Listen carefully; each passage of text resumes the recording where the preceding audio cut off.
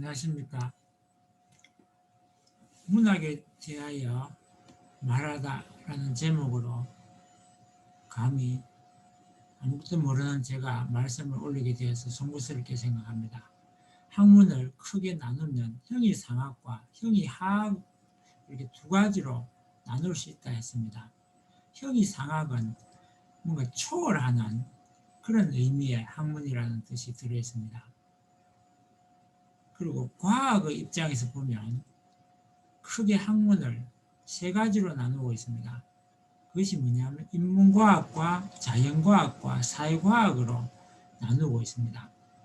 정치하는 사람이 돈에 영혼을 팔면 타락하는 것처럼 인간은 권력이나 돈에 무릎을 꿇게 되면 인간으로서의 존재의 의미를 잃게 됩니다. 철학의 부재로 인해서 생기는 문제가 뭐냐 하면 요즘 대학교에 들어가게 되면 입학을 하면 신입생을 상대로 동아리 모집을 하고 있습니다. 이와 별도로 교문을 들어 쓰는 신입생을 노리고 있는 것이 몇 가지 있는데 다단계 하는 사람들이나 또 책장사가 순진한 신입생을 대상으로 끌어들이려고 유혹을 하는가 하면 또 종교를 가진 동아리에서는 신입생을 상대로 포교 활동을 펼치는 것을 보게 됩니다. 실제로 많은 신입생들이 끌려가서 호된 신고식을 치르게 됩니다. 왜냐하면 우리나라 공교육에서 비판의식을 길러주지 못했기 때문에 거절하는 법을 배우지를 못해서 그렇습니다.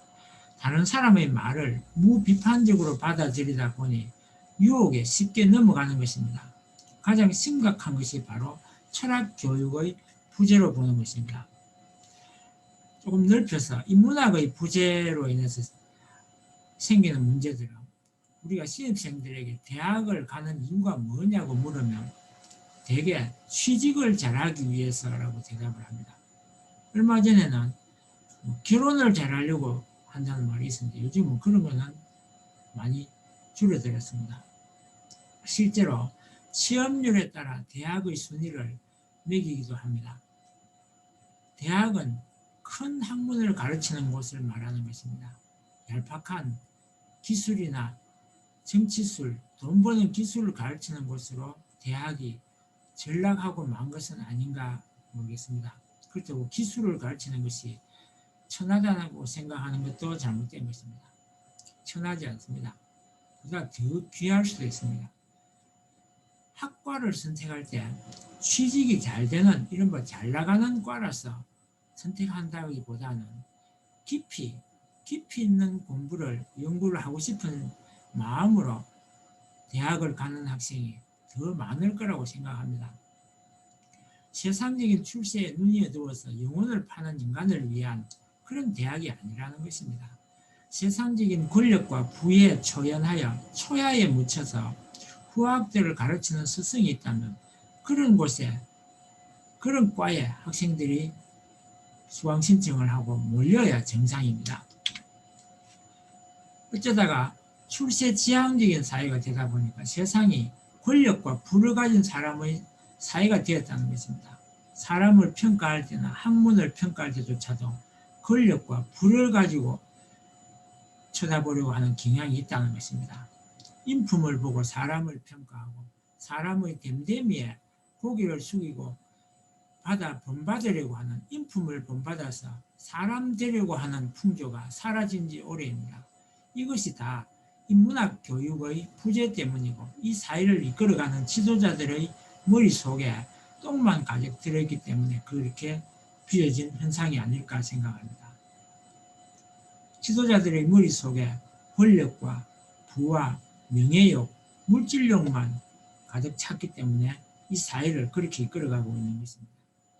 사람은 권력보다 위대하고 돈보다 재산보다 존귀하기 때문에 그런 것을 가지고 사람을 평가하려는 그런 사람들하고 어울리면 사람이 타락을 하게 되는 것입니다. 가까이 하지 말아야 할 그런 부류의 사람들을 가까이 하면 자연히 물이 들게 되는 것입니다. TV나 인터넷을 봐도 온통 사람의 눈을 속이고 마음을 빼앗으려는 과장된 상품 광고가 판을 치고 있습니다. 이러한 때에 필요한 것이 바로 가치관입니다. 뭐가 옳은지 뭐가 정의인지를 가르치는 채널에는 도통 인기가 없습니다. 그저 먹방이에요.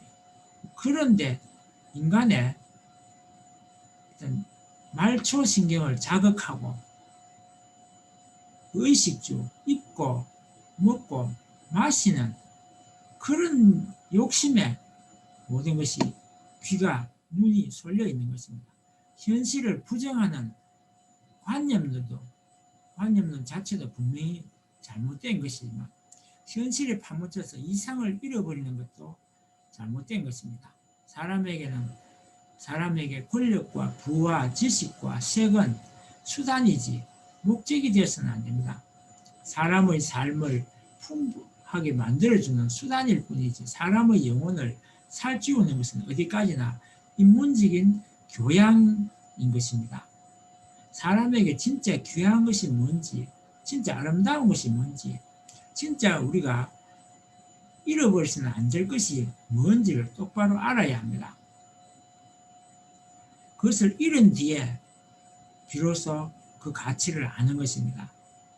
그래서 역사적인 사실을 알아야 우리가 그 잃었던 때의 것을 되돌아보면서 그걸 되돌아보면 다시는 잃어버리서는 안 된다는 것을 깨닫게 되는 것으로 역사를 알아야 하고 또 사람들이 무엇을 노래했는지 그 시나 또 문학이나 소설, 수필 이런 것들을 많이 읽음으로써 많은 사람들이 무엇을 위해 살았는지 어떻게 산 사람들이 끝까지 많은 사람들의 마음을 감동시키고 영혼을 살찌우는지를 알아야 하는 것입니다.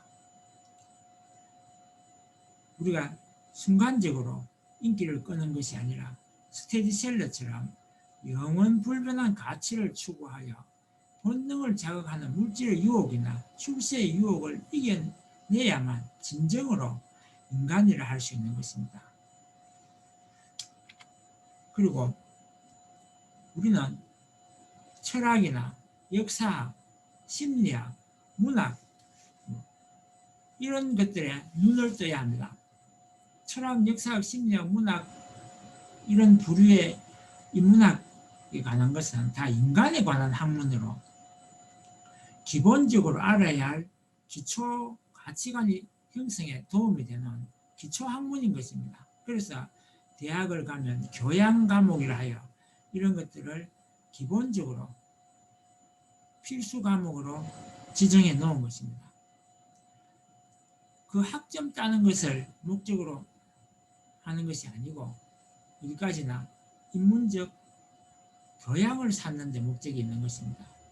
그 교양이 있어야만 뭐가 옳은지 뭐가 가짜인지 뭐가 속임수인지를 알기 위한 가치관 교육을 위해서 인문학에 대한 책을 가까이 하라는 것입니다. 매일 인문학에 관한 책을 읽지 않으면 영혼이 병이 들어서 세상을 바로 볼 줄 모르고 인간에 대한 불신풍조가 만연하여 사람을 우습게 알게 되는 것입니다. 그러다 보니까 인명을 쉽게 해치는 사람들이 나오게 되고 목숨 귀한 줄을 모르는 타락한 사회가 되어서는 안 되는 것입니다. 누가 뭐라고 큰 소리를 외치면 그 소리를 걸러 들을 줄 알아야 하는 것입니다. 특히 달콤한 말에 속는 것은 바로 인문학 공부의 부재 탓입니다. 영국에는 신사도가 있고 대한민국은 예로부터 선비정신이 있었습니다. 현재 우리에게는 무슨 도가 있으면 무슨 정신이 남아 있습니까? 이상 제 인문학에 대하여 말하다라는 제목으로 말씀드렸습니다. 감사합니다.